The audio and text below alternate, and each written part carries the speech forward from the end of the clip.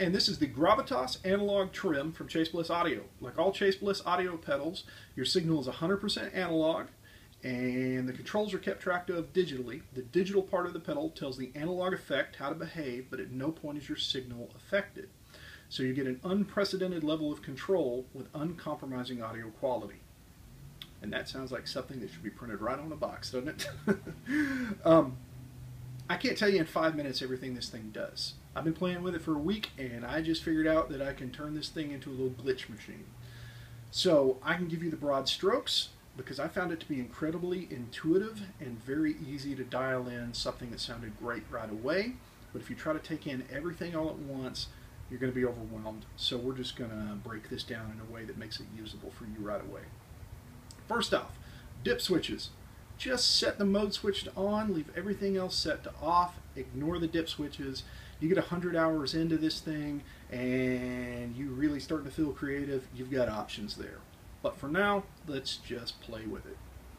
So, drive ramp. Depending on the dip switch, ramp controls how fast it ramps up and how long it holds the waveform, how it moves. And you can set that to the volume, you can set that to the depth, you can set that to anything else on there by the depth switches. But ignore that. Drive. It's got a boost. And you can sort of add gain and headroom to it, but don't expect it to break up. It's very, very clean.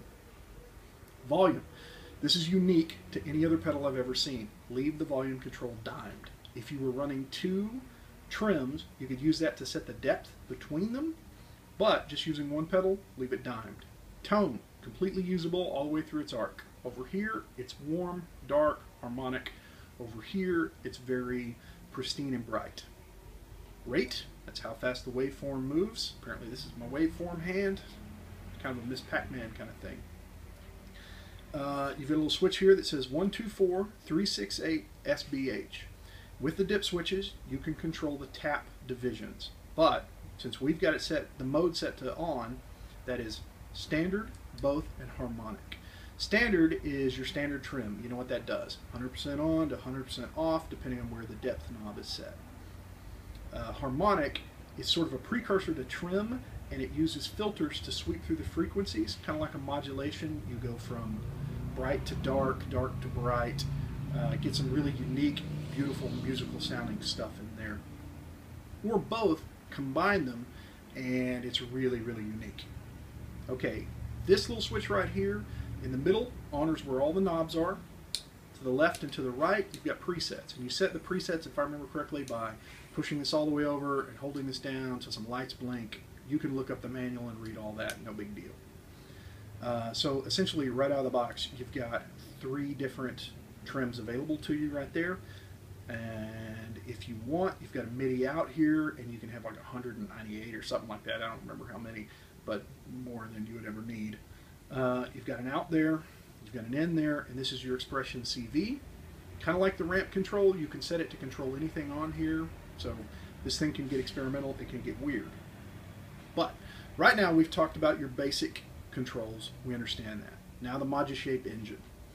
The Modu-Shape engine has a depth control, and the depth controls how hard it cuts. We know what a depth does, it's kind of like a mix knob. The sway knob is really unique. The sway knob controls the center point of the waveform, or kind of where the knee's at on it. So you can have it move really fast and then slow, or really slow and then fast. And then these 2 switches control the waveform. This is the first half of the waveform, this is the second half of the waveform. And you can kind of go from square to sine, and you can sort of mix and match them to whatever you like. So you can dial in your waveform to exactly what you want, and you can get sort of, you can get like reverse sounds. It's not a true reverse, but it sounds like a reverse, so it's crazy usable. A lot of times with reverse, you know, there's that weight, and you don't know what it's going to do. That's what I mean by usable. This thing, you can dial in anything you want, or you can just turn it on and play, and it's going to sound great. I don't remember if I told you, tap control always honors the last 2 taps, so you don't have to worry about when you hit the bypass switch accidentally resetting your tap tempo. It runs on a 9-volt battery and sounds great. I've never had to replace a 9-volt battery in one of my Chasebliss audio pedals. Or you've got, you know, standard 9V connection there, center negative. Man, these things are built like a tank. They are beautiful. The R&D on this thing has to, I mean, they're amazing. Joel Court's a genius.